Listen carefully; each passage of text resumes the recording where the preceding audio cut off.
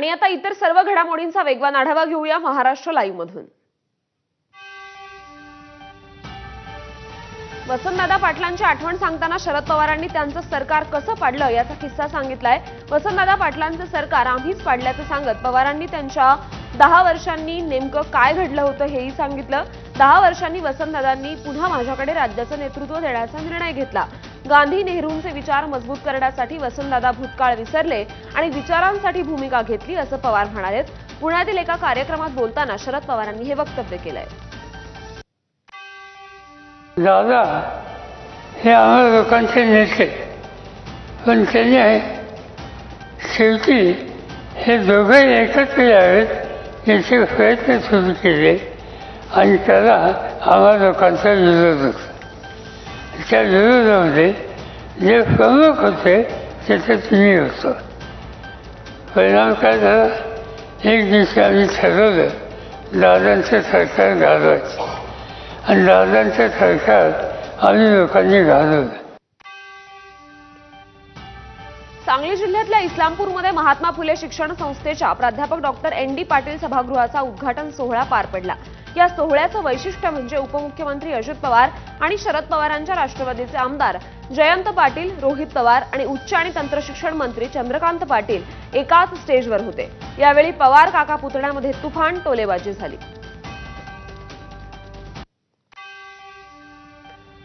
अजितदादा आता गावकीचा विचार करतात, मात्र ते भावकीला विसरलेत। एकत्र असताना भाषणाचं कौतुक करायचे, आपल्याला मार्गदर्शन करत होते असं रोहित पवार यांनी सांगितलं।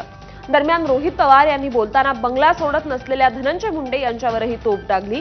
ते म्हणाले की मंत्रिपद गेलं तरी काही जण बंगला सोडत नाहीत, मात्र त्यांनी ND पाटलांकडून आदर्श घ्यावा असं ते म्हणाले। अपेक्षा होती की त्यांनी सांगावं की भाषण चांगलं झालं, अजून चांगलं कर। त्यांनी सांगितलं की भाषण चांगलं झालं, पण एक गोष्ट महत्वाची तुला सांगतो। म्हणलं काय? अरे भाषण देत असताना, अधिवेशनामध्ये बोलत असताना तुझ्यावर कॅमेरा असतो, जरा बटणं जरा वरपर्यंत लावत जा, म्हणजे एवढं बारकाईने लक्ष त्या काळामध्ये माझ्यावर होतं। आता ते गावकीचा विचार करतात, पण भावकीला कुठेतरी विसरलेले आहेत। रोहित पवार यांनी भावकी काढून काका आणि अजित पवार यांना डिवचल्यानंतर अजित पवार यांनीही भावकीमुळे तू आमदार झालास म्हणत पलटवार केला। रोहित पवार आणि उपमुख्यमंत्री अजित पवार इस्लामपूरमधील एका कार्यक्रमाला एकत्र आले असता राजकीय जुगलबंदी रंगली। रोहित पवार यांनी अजित पवारांवर फटकेबाजी केल्यानंतर जयंत पाटील यांनी वाळवा तालुका सहजासहजी वाकत नाही म्हणत अजित पवारांना अप्रत्यक्ष चिमटे काढले। त्यामुळे चांगलीच शाब्दिक फटकेबाजी रंगली। भावकीकडे लक्ष दिलं म्हणूनच तू आमदार झालास। जरा जयंतराव त्याला विचारा किती मतं पडली, पोस्टल बॅलेटमध्ये आलाय आपण। त्याच्यामुळं माझ्या कुणीच माती लागू नका।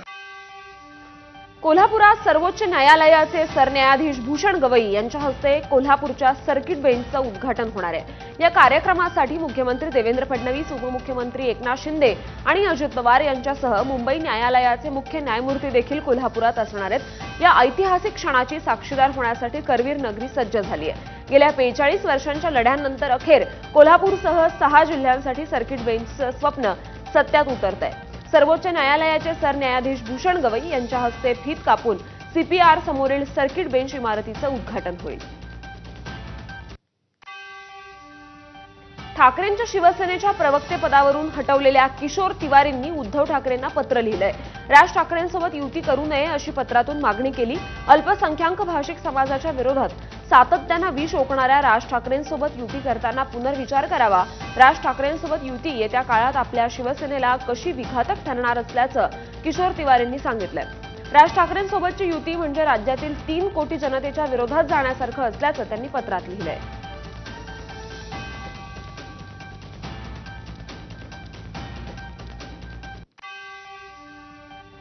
काँग्रेसचे ज्येष्ठ नेते राहुल गांधींनी केलेल्या मतचोरीच्या आरोपांमुळे आणि बिहारमधील मतदार याद्यांच्या मुद्द्यांवरून निवडणूक आयोग सध्या चांगलंच वादाच्या भोवऱ्यात सापडलंय।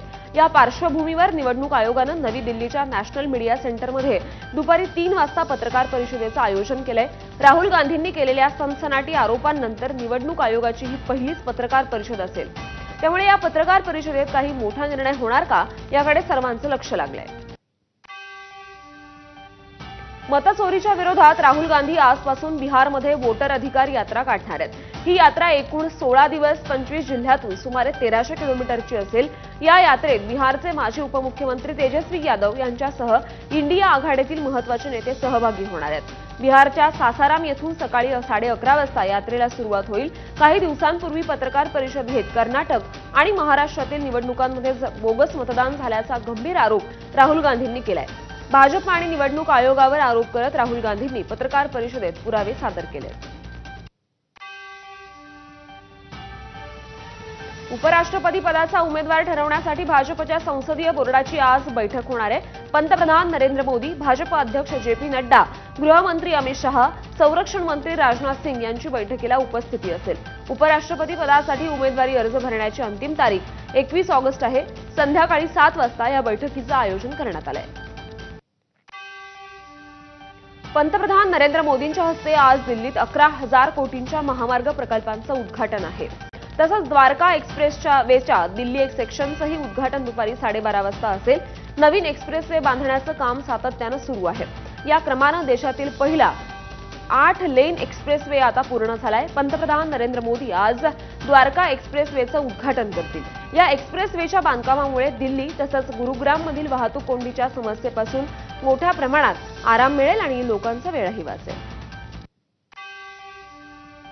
सूरज चव्हाण यांना पक्षाचे सरचिटणीस केल्यावरून अजित पवारांच्या राष्ट्रवादीमधला एक मोठा गट नाराज असल्याची माहिती आहे। राष्ट्रवादीचे प्रदेशाध्यक्ष सुनील तटकरे यांच्या कार्यपद्धतीवर दादांना मांडणाऱ्या गटाची नाराजी आहे का, अशा चर्चा आता सुरू आहेत।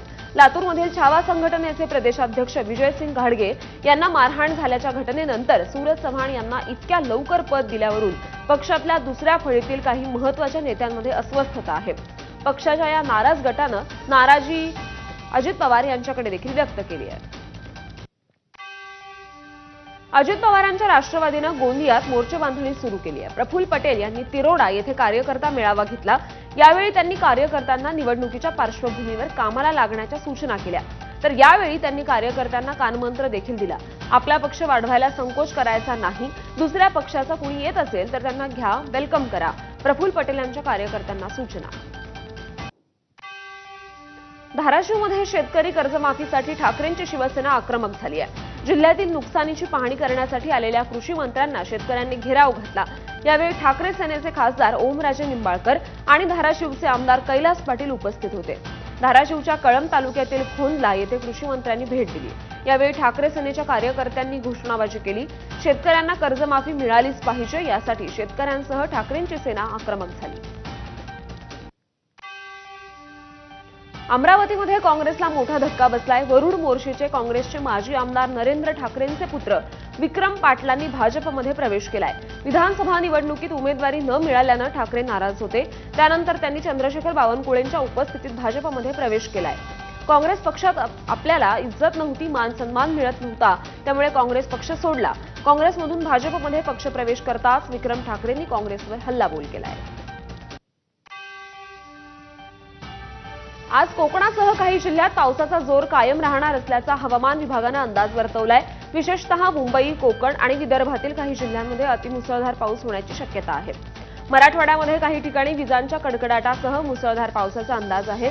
समुद्रात खवळलेली स्थिती राहणार असल्यानं मच्छीमारांना समुद्रात जाणं टाळावं असं आवाहन करण्यात आलेलं आहे।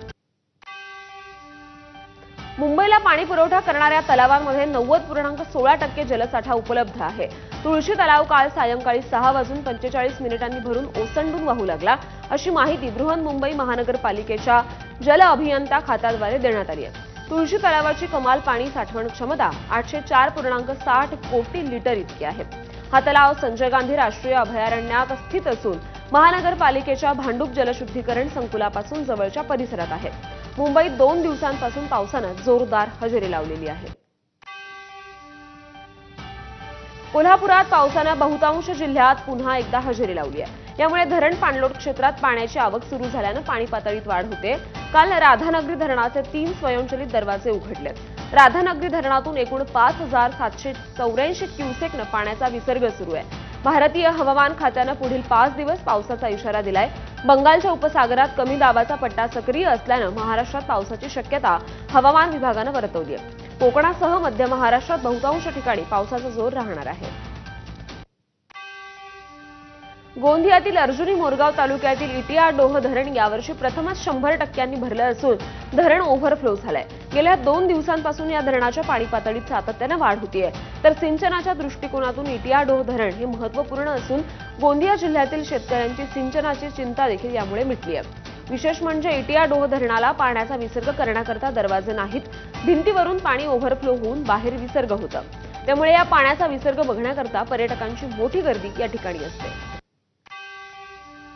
नांदेड जिल्ह्यात पावसाचा जोर कायम आहे. मुसळधार पावसामुळे हदगाव हिमायत रस्त्यावरील अंडरब्रिजमध्ये पाणी साचलं होतं. या पाण्यातून थार गाडी नेण्याचा प्रयत्न एकानं केला, मात्र गाडी अडकल्यानं चालकाचा आगाऊपणा त्याच्यात चांगलाच अंगलट आला. विविध जलाशय देखील भरून वाहत असून नद्यांनाही पूर आल्याचं पाहायला मिळतंय. जिल्ह्यातील अनेक भागात मुसळधार पावसानं जनजीवन विस्कळीत झालंय. किनवट तालुक्यातील बोधडीजवळ स्कूल बस पावसाच्या पाण्यात अडकली होती, तर हदगाव हिमायतनगरमधील अंडरब्रिजवर थार गाडी पावसाच्या पाण्यातून वाहत आली आहे.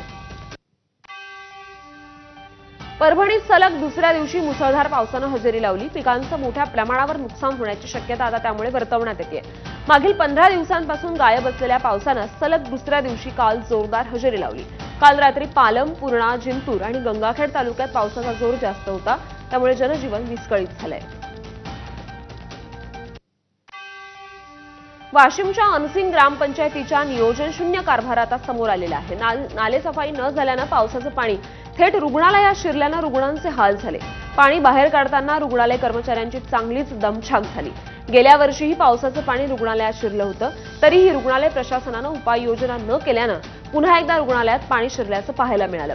या ढिसाळ कारभाराविरोधात रुग्णांच्या नातेवाईकांनी संताप व्यक्त केलाय. लातूर आणि धाराशिव जिल्ह्याच्या सीमेवर असलेल्या मांजरा धरणातून पाण्याचा विसर्ग सुरू करण्यात आलाय. धरण 90% अधिक भरल्यानं 4 दरवाजातून 3494 क्युसेकनं विसर्ग करण्यात येतोय. तसंच नदीकाठच्या गावांना सतर्कतेचा इशारा देण्यात आलाय. धरणातील 4 वक्राद्वारे प्रत्येकी 0.25 मीटर उंचीनं उघडून 3494.28 क्युसेकनं विसर्ग मांजरा नदीपात्रात करण्यात आलेला आहे.